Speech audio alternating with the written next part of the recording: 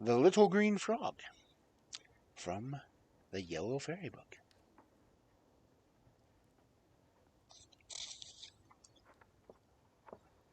In a part of the world whose name I forget, lived once upon a time two kings called Peridor and Diamantino.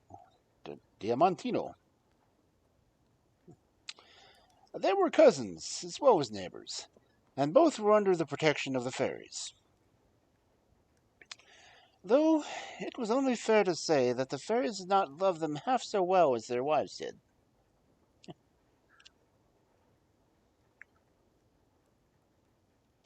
Which, depend on the fairies, but still. Now, it often happens that the princes can generally manage to get their own way, and it's harder for them to be good than it is for common people. So, it was with Peridor and Diamantino. But the fairies declared Diamantino was much the worst.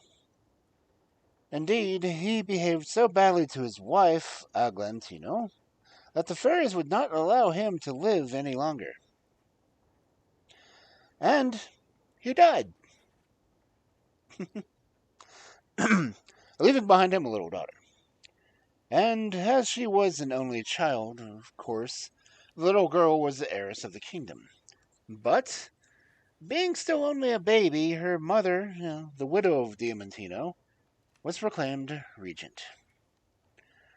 The Queen Dowager was wise and good, and tried her best to make her people happy. The only thing she had to vex her was the absence of her daughter, for the fairies, for reasons of their own, determined to bring up the little princess Serpentine among themselves. As to the other king, he was really fond of his wife, Queen Constance, but he often grieved her by his thoughtless ways, and in order to punish him for his carelessness, the fairies caused her to die quite suddenly. When she was gone, the king felt how much he had loved her, and his grief was so great, though he never neglected his duties, that his subjects called him Peridor the Sorrowful. It seems hardly possible that any man should live like Peridor for 15 years, plunged into such depth of grief, and most likely he would have died too if it had not been for the fairies. One comfort for the poor king, he had a son, Prince Saphir, who was only 3 years old at the time of his mother's death, and great care was given to his education.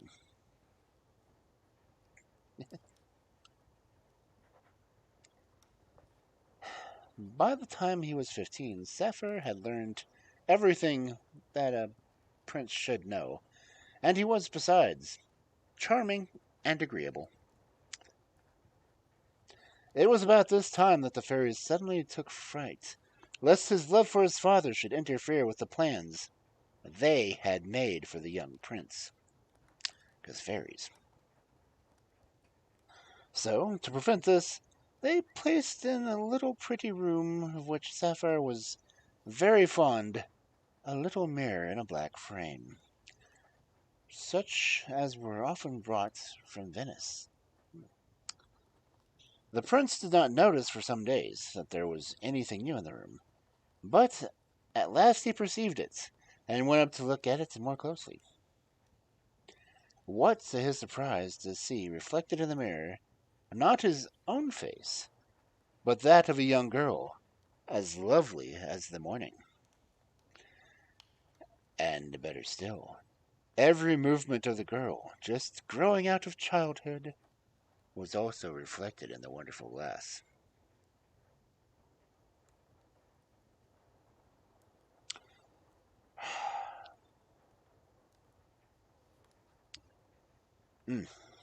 As might have been expected, the young prince lost his heart completely with this beautiful image. And it was impossible to get him out of the room, so busy was he in watching the lovely, unknown, unsuspecting maiden Certainly, it was very delightful to be able to see her whom he loved at the moment he chose, but his spirit sometimes sank when he wondered what it was to be the end of this adventure. The magic mirror had been for about a year in the prince's possession, when one day a new subject of disquiet seized upon him. As usual, he was engaged in looking at the girl, when suddenly he thought he saw a second mirror reflected in the first, exactly like his own, and with the same power. And in this, he was perfectly right.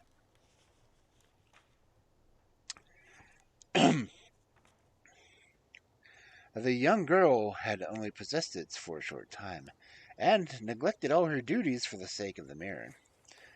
Now it was not difficult for Saphir to guess the reason for that change in her, nor why the new mirror was consulted so often. But try as he would, he could never see the face of the person who was reflected in it, for the young woman's figure always came between. Right. All he knew was that the face was that of a man. And this was quite enough to make him madly jealous.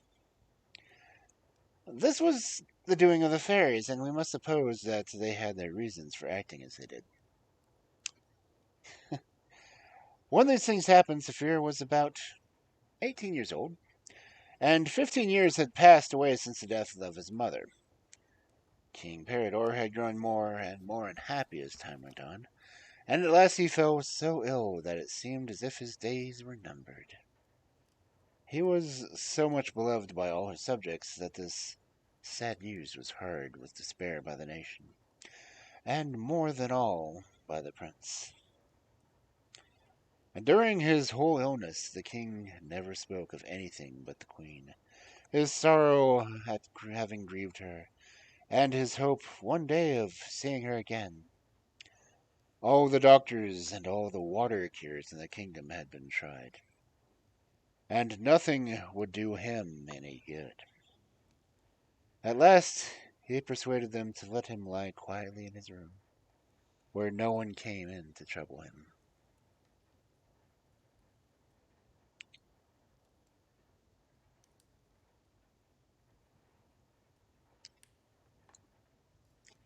Perhaps the worst pain he had to bear was a sort of weight on his chest, which made it very hard for him to breathe.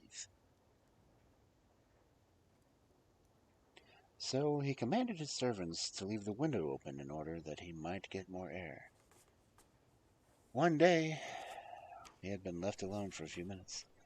A bird with brilliant plumage came and fluttered around the window, and finally rested on the sill. His feathers were sky blue and gold, his feet and his beak of such glittering rubies that no one could bear to look at them. His eyes made the brightest diamonds look dull, and on his head he wore a crown. Now, I cannot tell you what the crown was made of, but I am quite certain that it was the most splendid than all the rest. As to his voice, I can say nothing of that, for the bird never sang at all. In fact, he did nothing but gaze steadily at the king, and as he gazed, the king felt his strength come back to him. In a little while the bird flew into the room, still with his eyes fixed on the king, and at every glance the strength of the sick man became greater, till he was at once more as well as he used to be before the queen died. Filled with joy at his cure, he tried to seize the bird to whom he owed it all, but swifter than a swallow, it managed to avoid him. In vain he described the bird to his attendants, who rushed at his first call. In vain they sought the wonderful creature both on horse and on foot, and summoned the fowlers to their aid. The bird could be nowhere to be found. The love of the people bore King Peridor was so strong and the reward he promised was so large that in the twinkling of an eye every man, woman, and child had fled into the fields, and the towns were quite empty. All the bustle, however, ended in nothing but confusion. And what was worse, the king soon fell back into the same condition as he was in before. Prince Saphir, who loved his father very dearly, was so unhappy at this, at first he persuaded himself that he might succeed where the others had failed, and at once prepared himself for a more distant search. In spite of the opposition he met, he rode away, followed by his household, trusting to a chance to help him. He had formed no plan, and there was no reason that he should choose one path more than another. His only idea was to make straight for the spots which were the favorite haunts of birds. But in vain he examined all the hedges and all the thickets, and in vain he questioned everyone he met along the road. The more he sought, the less he found. At last he came to one of the largest forests in the world, composed entirely of cedars. But in spite of the deep shadows cast by the widespread branches of the trees, the grass underneath was soft and green, and covered with the rarest flowers. It seemed to Saphir that this was exactly the place where birds would choose to live, and he determined to not quit the wood until he had examined it from end to end.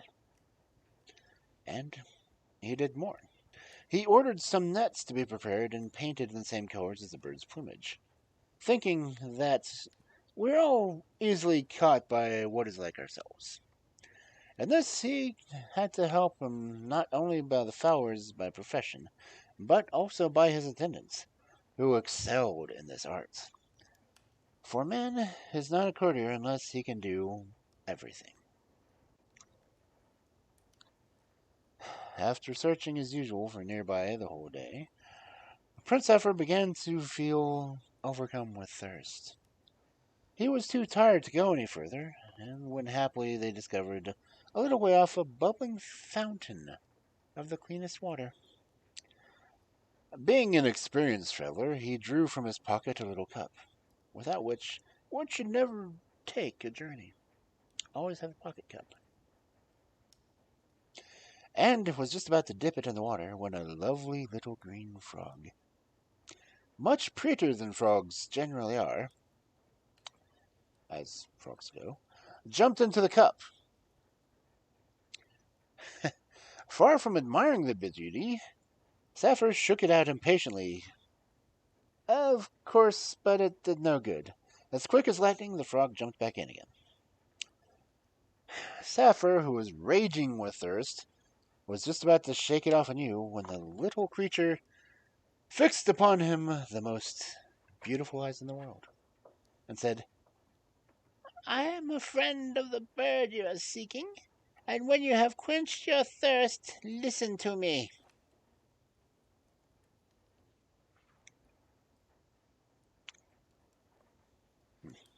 So the prince drank his fill, and then by the command of the little green frog, he lay down in the grass to rest himself.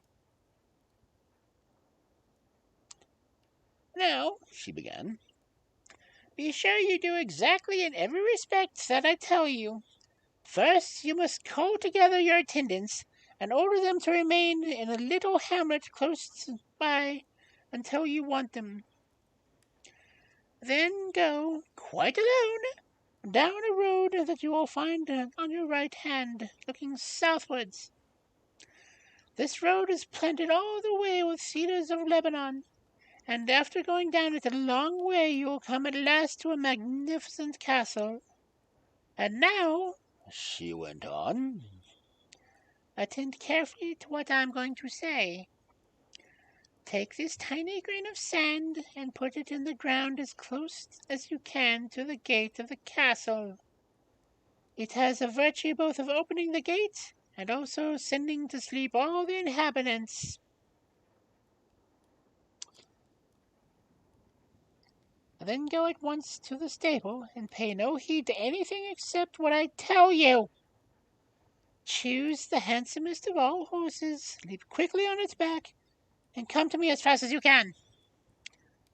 Farewell, Prince. I wish you luck. And with these words, the little frog plunged back into the water and disappeared. The prince, who felt more hopeful than he had done for some time since he left home, did precisely as he was ordered. He left his attendants in the hamlet, found the road the frog had described to him, and followed it all alone. And at last he arrived at the gate of the castle, which was even more splendid than he had expected. For it was built of crystal, and all its ornaments were of massive gold. However, he had no thoughts to spare for its beauty, and quickly buried his grain of sand in the earth. In one instant, the gates flew open, and all the dwellers inside fell sound asleep. Saphir flew straight to the stable, and already had his hand on the finest horse it contained, when his eye was caught by suits of magnificent harness hanging up close by. It occurred to him directly that the harness belonged to the horse, and without ever thinking of harm, for, indeed, he who steals a horse can hardly be blamed for taking its saddle, he hastily placed it on the animal's back. Suddenly, the people in the castle became broad awake and rushed to the stable. They flung themselves on the prince, seized him, and dragged him before their lord. Luckily for the prince, who could only find very lame excuses for his conduct, the lord of the castle took a fancy to his face, and let him depart without further questions. Very sad, and very much ashamed of himself,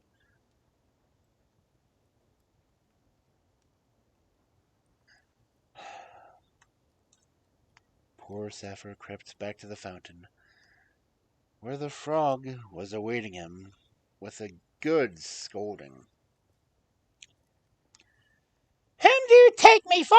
she exclaimed angrily. "Do you really believe that it was just for the pleasure of talking that I gave you the advice to have neglected so abominably?"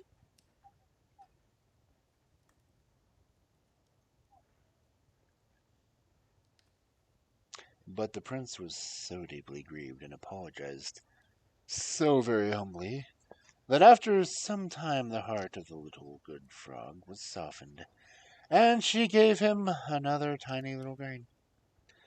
But instead of sand, it was now a grain of gold. She directed him to do just as he had done before, with only this difference: that instead of going to the stable, which had been the ruin of his hopes, that he was to enter right into the castle itself, and to glide as fast as he could down the passages until he came to a room filled with perfume, where he would find a beautiful maiden asleep on a bed. He was to wake the maiden instantly and carry her off, and to be sure not to pay any heed to whatever resistance she might take.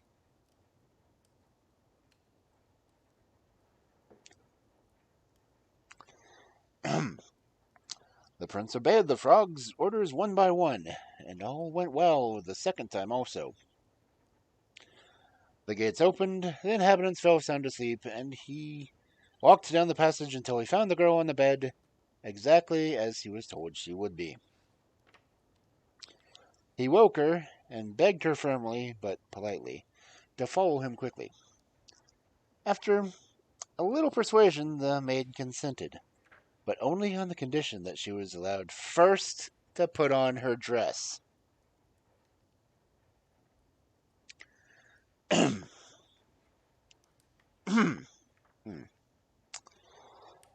This sounded so reasonable and natural that it did not enter the prince's head to refuse the request.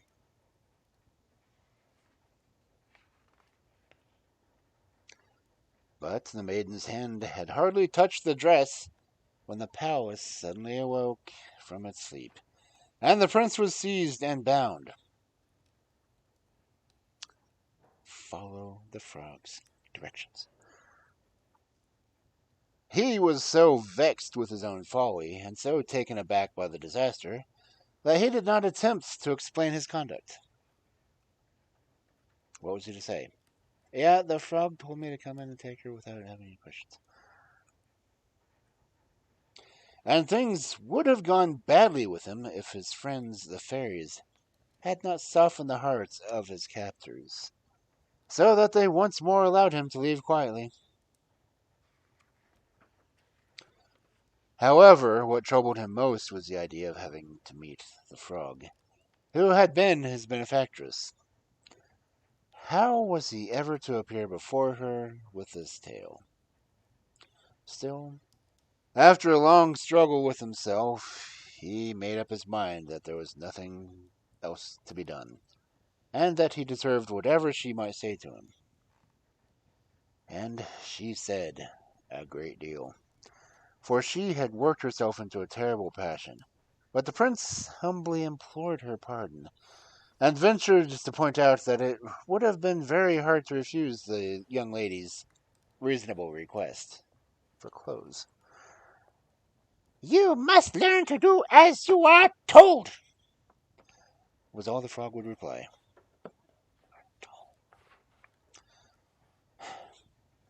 But poor Saphir was so unhappy and begged so hard for forgiveness that at last the frog's anger gave way, and she held up to him a tiny diamond stone. "Go back," she said, "to the castle and bury this little diamond close to the door. But be careful not to return to the stable or to the bedroom. They have proved too fatal for you. Walk straight to the garden and enter through the portico into a small green wood, in the midst of which is a tree with a trunk of gold and leaves of emeralds. Perched in this tree, you will see the beautiful bird you have been seeking for so long. You must cut the branch on which it is sitting, and bring it back to me without delay. But I warn you solemnly that if you disobey my directions, as you have done twice before, you have nothing more to expect either of me or anyone else."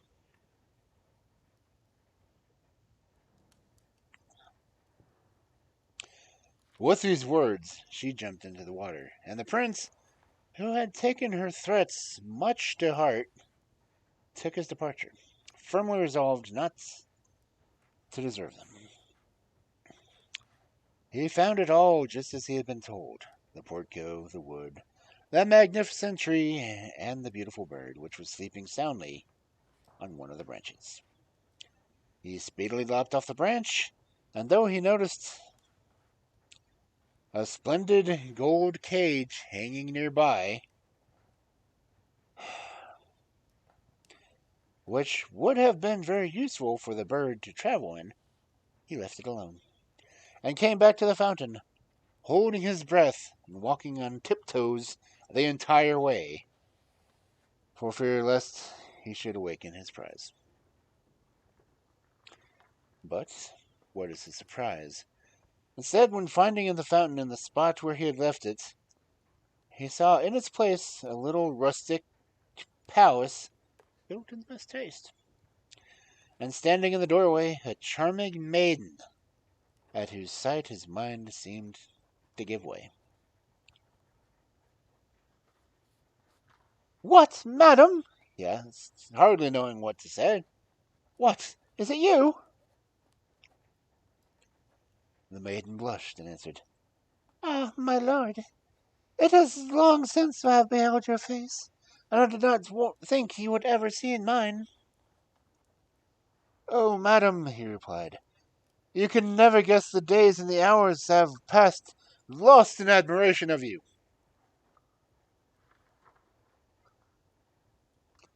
And after these words they each related all the strange things that had happened, and the more they talked, the more they felt convinced of the truth of the images they had seen in the mirrors. After some time spent in the most tender conversation, The prince could not restrain himself from asking the lovely unknown by what lucky chance she was wandering in the forest, where the fountain had gone, and if she knew anything of the frog to whom he owed all his happiness, and to whom he must give up the bird, which somehow or other was still sound asleep. My lord, she replied with a rather awkward air. As to the frog, she stands before you. Let me tell you my story. It is not a long one. I know neither my country nor my parents, and the only thing I can say for certain is that I am called Serpentine. The fairies who have taken care of me ever since I was born wish me to be ignorant in my family, but they have looked after my education, have bestowed me the endless kindness. I've always lived in seclusion, and for the last 2 years I have wished for nothing better. I had a mirror. Here, shyness and embarrassment choked her words, but regaining her self-control, she added, You know that fairies insist on being obeyed without question. It was they who changed the little house you saw before you into the fountain for which you are now asking. And, having turned me into a frog, they ordered me to say to the first person who came to the fountain exactly what I repeated to you. But, my lord, when you stood before me, I was in agony in my heart. It felt as if my thoughts of you, to appear to your eyes under the monstrous form. However, there was no help for it all, and painful as it was, I had to submit. I desired your success with all my soul, but only for your own sake, but also for my own, because I could not get back to my proper shape till you had become master of the beautiful bird, though I am quite ignorant as to your reason for seeking it.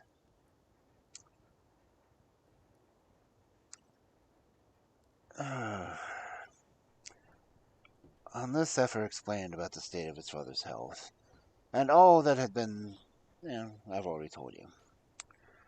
On hearing this story, Serpentine grew very sad, and her lovely eyes filled with tears. Oh, my lord, she said, you know nothing of me but what you have seen in the mirror, and I, who cannot even name my parents, learn that you are a king's son. In vain, Saphir declared that love made them equal. Serpentine would only reply, I love you too much to allow you to marry beneath your rank. I shall still be very happy, of course, but I shall never alter my mind. If I do not find from the fairies that my birth is worthy of you, then, whatever be my feelings, I will never accept your hand. The conversation was all at this point, and bid fair last some time longer when one of the fairies appeared in her ivory car, accompanied by a beautiful woman past her early youth. At this moment, the bird suddenly awakened, and flying onto Saphir's shoulder, which it never left afterwards, began fondling him as well as a bird can do. The fairy told Serpentine that she was quite satisfied with her conduct, and made herself very agreeable to Saphir, whom she presented to the lady she had brought with her, explaining that the lady was no other than his aunt Eglantine, the widow of Diamantino. Then they all fell into each other's arms, till the fairy mounted her chariot, placed Eglantine by her side, and Saphir and Serpentine on the front seat. She also sent a message to the prince's attendants that they might travel slowly back to the court of the King Peridor, and that the beautiful bird had really been found. This matter being comfortably arranged, she started off her chariot. But in spite of the swiftness with which they flew through the air, the time passed even quicker for Saphir and Serpentine, who had so much to think about. They were still quite confused with the pleasure of seeing each other when the chariot arrived at King Peridor's palace. He had himself carried into the room on the roof, where his nurses thought that he would die at any moment. Directly the chariot flew within sight of the castle, the beautiful bird took flight and, making straight for the dying king, at once cured him of his sickness. Then she resumed her natural state, and he found that she was no other than Queen Constance, whom he had long believed to be dead.